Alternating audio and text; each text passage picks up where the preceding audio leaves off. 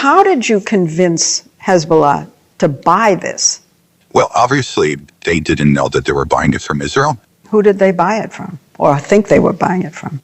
We have an incredible array of possibilities of creating foreign companies that have no way being traced back to Israel, shell companies over shell companies who affect the supply chain to our favor.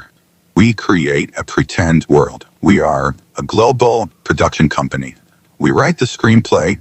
We're the directors. We're the producers. We're the main actors. And the world is our stage. Now we know that the IRGC is deeply, deeply infiltrated by Mossad and by probably other intelligence agencies, but certainly by Mossad. Yeah, because we had claims from the former Iranian president, Mahmoud Ahmadinejad, saying that up to 20 double agents were found to be working as moles, providing Israel with sensitive information. Would that account for the success that Israel has had in its fight against Hezbollah and what we're seeing taking place in Lebanon? I think it's much more than 20.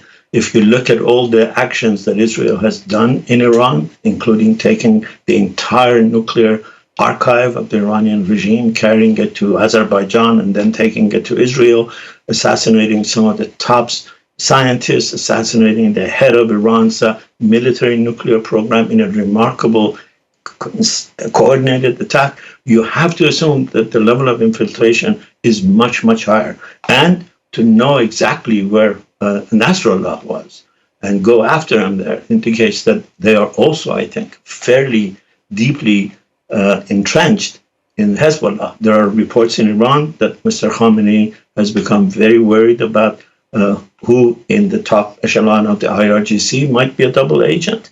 Hezbollah is very apparently worried about who in their ranks was responsible. I know you just said during this piece that you woke up in the middle of the night to watch this interview in real time. So explain, for those that haven't seen it yet, from your inside knowledge being a Mossad, it's just incredible to think that something like this was pulled off, and it was years in the making?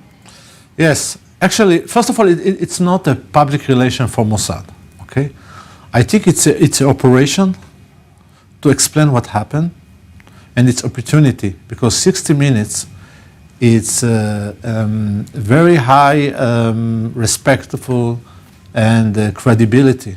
The gold standard. Yes, and the fact that the two guys are former Mossad agents, this is true, first of all. This is the true story. This is the official for the first time.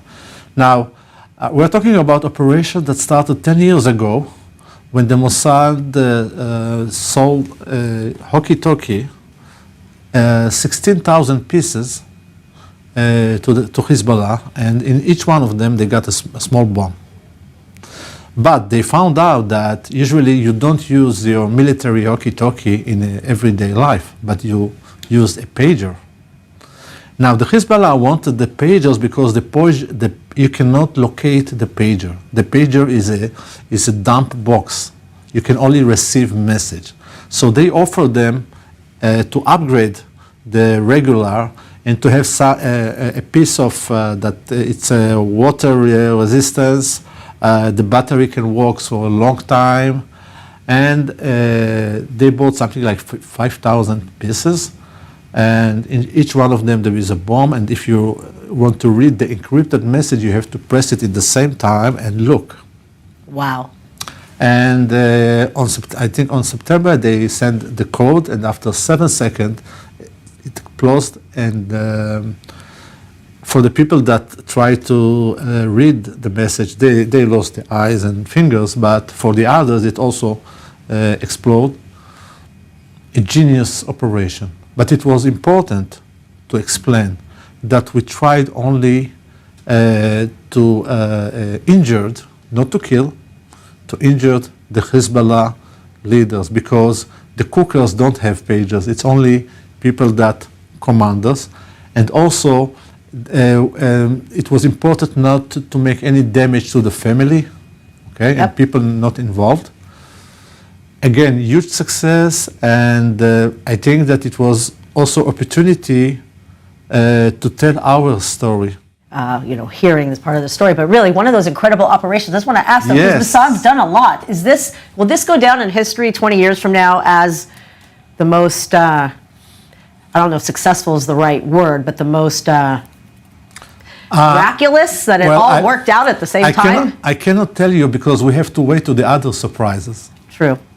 Okay, but up until this point, not Yes. future things. Yes. I mean, the fact that actually everything changed from this operation.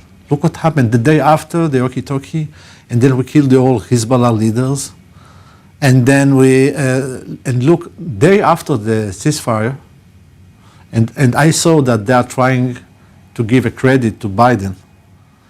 So day after the ceasefire, okay, we saw what happened in Syria. It just started in Syria, and after 10 days, okay, it's amazing.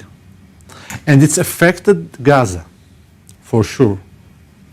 So we are in a very good situation. A very critical juncture, Don't be afraid perhaps from in the changing the Houthis. momentum of this past year. Don't be afraid from Right. the Houthis, because we will attack again. Nuclear facilities are in the crosshairs for Israel. And why not go even further? Why not target the actual Iranian leadership that is behind the support for Hezbollah, is behind the support for Hamas? Why not go all the way at this point? So here's where I'm at with this, Jonathan. I'm going to say something to the IRGC.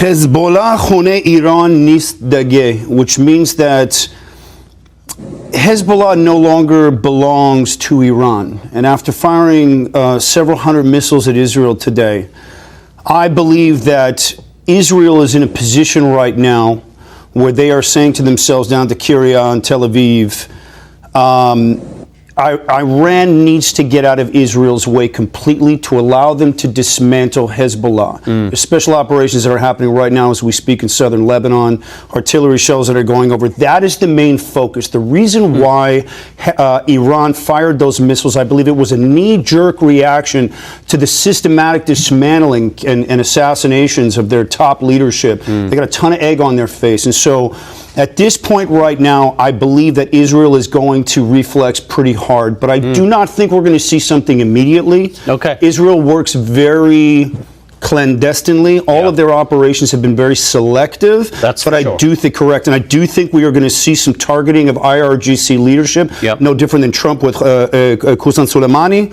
But I also think that the Iranian nuclear facilities are on the table. I believe that Iranian oil reserve targets are on the table. right. And this is a time when Israel will act because Biden and Harris may pull the brakes like they did in Rafah. So I think Bibi needs to move quick.